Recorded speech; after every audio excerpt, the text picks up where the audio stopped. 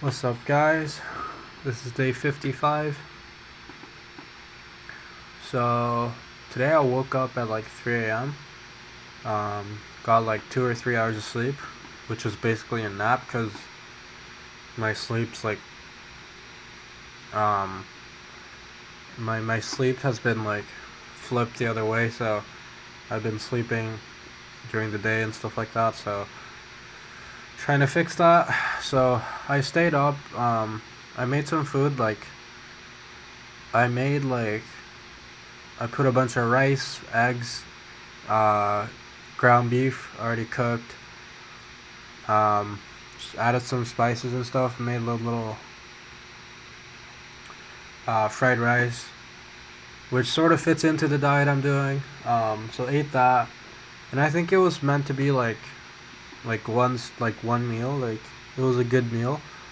But like what it says, what it suggests, like for 3,000 calories per day, there's basically 5 meals a day. Not all of them are as heavy, but like it's like three big meals and two like smaller ones basically.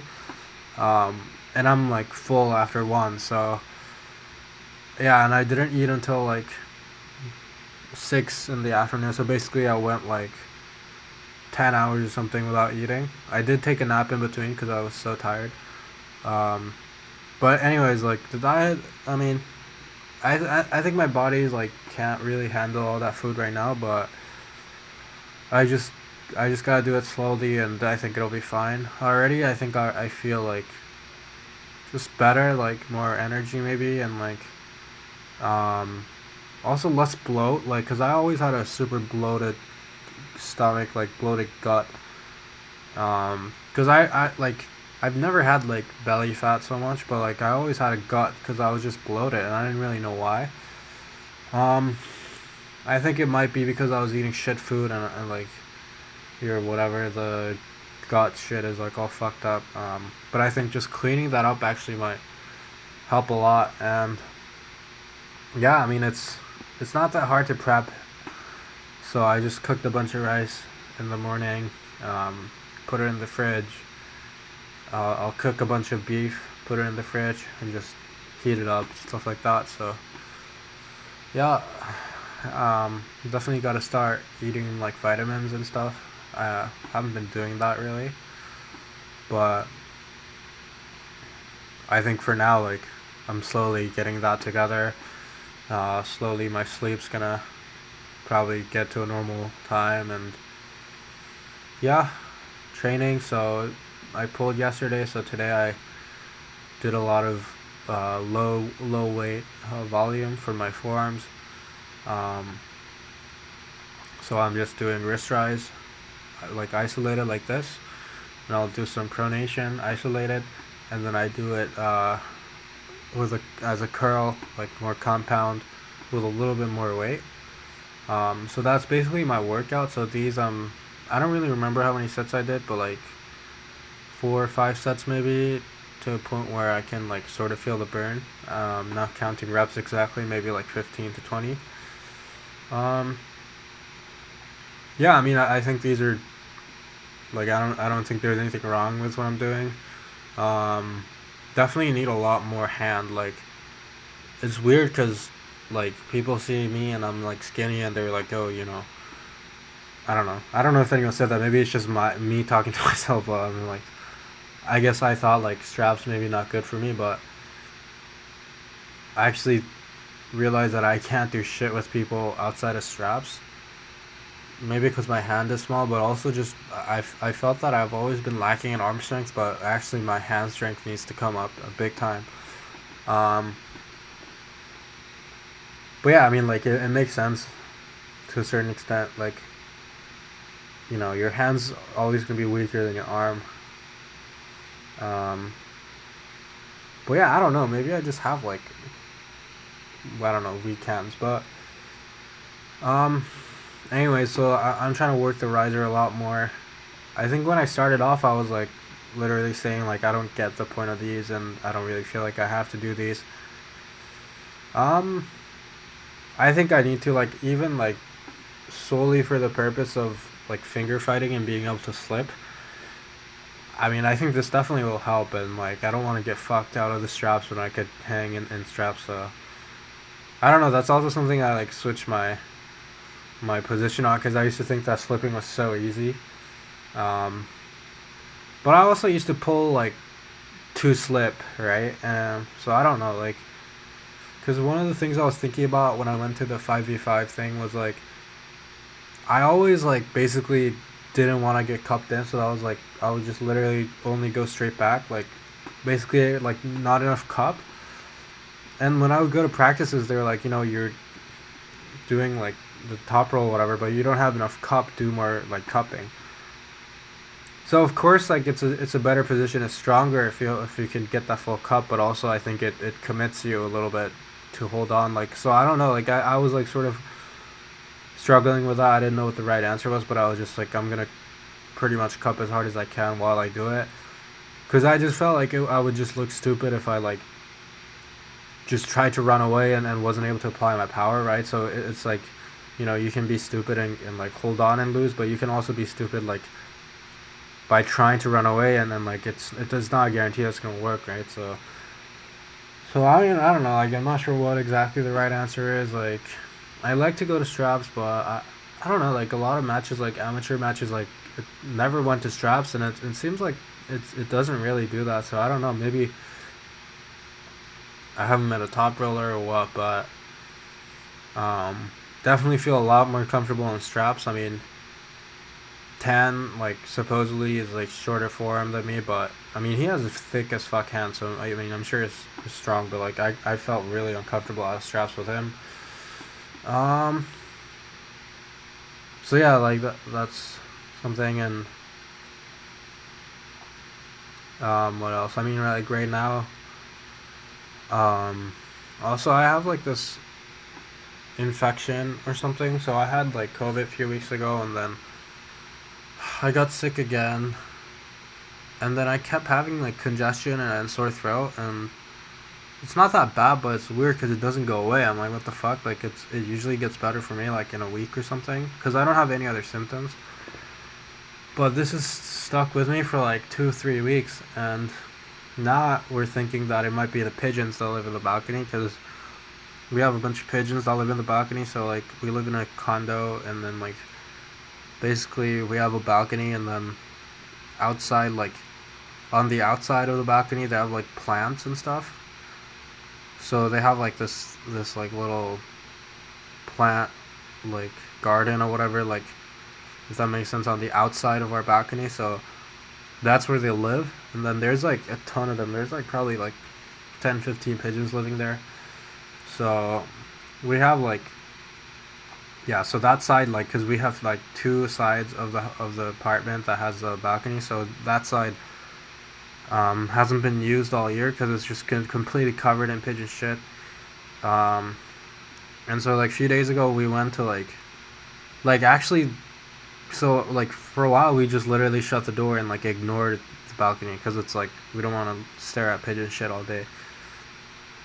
And then I open the door and I see a pigeon that's like inside, because usually like the pigeons don't really come inside the balcony because there's like a little um like glass, like um fuck, what do you call those, railing or whatever, and then they're on the outside of that, right? But like there's one on the inside in the corner, and I'm like, what the fuck? So we try to like shoo it away, but realized his leg was stuck. So there were like two glass panes, and like they were coming together, and basically like it's wide at the top, but it gets narrow and touches each other, so it's coming together at a 90-degree angle. And the pigeon had his leg stuck between those like glass panels, and then basically, so I had to like grab it and then like free it, and like um yeah, but then we were doing that, and like, okay, now we should might as well like clean up a little bit. So we picked up some trash and try to clean up some of the pigeon shit, but it's like it's so hard. Like I don't even know how you're supposed to clean it because it's like fucking hardened into the thing, right? Like, so it's like we try to like just scoop up some garbage like with the broom, like all the feathers and shit. So we did that, and then I was, because the pigeon couldn't walk, like it was like limping and stuff. So we were thinking, maybe we can bring it downstairs and just like put it on the ground, because it's like we're on the 10th floor, so if it can't like walk or fly, it's also like skinny. Because I mean, we haven't checked, so it might have been there for days, right? There's like a pile of poop underneath it and stuff. So we're trying to figure this stuff out. Um, oh, and also there were eggs, right? So we hadn't seen eggs before, but they these pigeons like made two nests. And one of them had two eggs, and the other one had an egg in it, so three eggs. So I mean, we picked it up and like brought it downstairs because we don't want to let it hatch in our balcony. But so actually, right now there's two more eggs, so we haven't decided what to do with that yet. But anyway, picked up the egg, so we're just doing all this stuff, right? And like, actually, the pigeon. So basically, like, I came inside for a bit. My girlfriend was on the other balcony where you can see that one where the pigeons live. And the one that's like, that was hurt, I was trying to shoo away other pigeons because I knew that, like, like if it's hurt, like they're probably gonna like do something to it, right? Like, or fuck with it. So I was like trying to get back to it real quick, but then my girlfriend's like, oh shit. And then apparently, like, some other pigeons came, and she was saying that they were looking for the eggs, so they were like running around, and then they got mad and grabbed the pigeon that was hurt and threw it off the balcony. So that's like fucked up. But I think, and then she said like the one, like, it did fly away, but I mean, it's probably dead, right? Like, I mean, doesn't have like, they don't have like energy or something, like food and stuff. So that's an unfortunate story. But like, anyways, now we're thinking that maybe we got an infection from the pigeons, like breathing in the pigeons poop and stuff, or I got an infection from COVID. But it's weird, like, I don't know, like, I feel fine, like, I don't feel tired or any aches or anything, but just like congestion and sore throat is like really bad, like every day too, like it doesn't get better. So I'm just taking painkillers and just getting on with it. But yeah, that's that. So pronation, I think one thing I realized about these like pronation things is I used to do too much of it like as a curl, so I'm just literally twisting my arm now, and I feel it a lot better. So I don't know, maybe I'm not doing it right, but for me this is the best way to do it. Like, doing the whole curl, I don't actually feel anything in terms of the pronating movement. So yeah, what else? I mean, I just watched the Armwrestle video. Is sick, definitely.